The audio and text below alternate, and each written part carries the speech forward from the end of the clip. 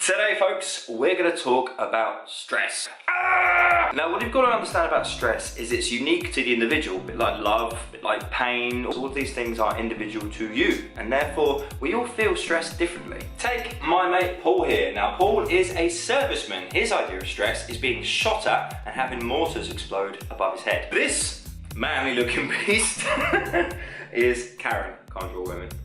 And Karen is an accountant, and her idea of stress is not getting her client's tax return in on time. Now, with both Karen and Paul, their bodies react in exactly the same way to stress, but the stimulus is very different.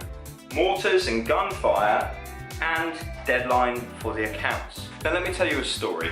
When I first became a personal trainer, when a client wasn't adhering to their plan because they had a stressful day at work or a stressful day at home, etc., I would approach it very much in the sense of, oh, for fuck's sake, just get on with it. However, as time's progressed and I've worked with more people of different backgrounds, different stimulus of stress or stimuli of stress, I've realised that although we all have stress, it's triggered by different situations. So what is stressful for one person isn't stressful for another, and vice versa. You could liken it very much to when I get a parent who's a singleton find out about the triplets, and they immediately go, oh my god, how do you do it? And I go very much with the approach of just do it. And that's because the stress that I feel, that Rachel feels raising the trio, is exactly the same as the stress that someone feels raising a singleton.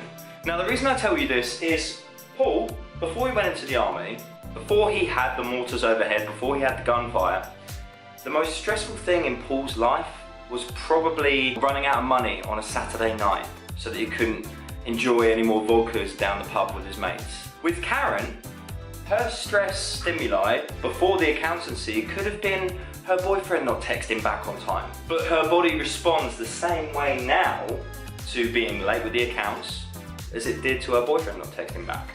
As Paul's body responds in exactly the same way, being shot at, as it did running out of money on a Saturday night. Where I'm going with this is this. Stress is not a constant. It's something that can be changed and it can be manipulated, but there will always be stress. You will always have something you're stressed about.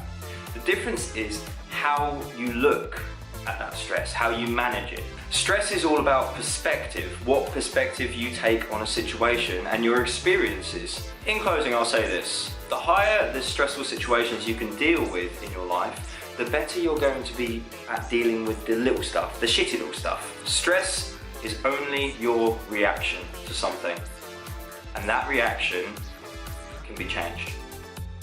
Thanks very much for watching, folks. See you on the next video.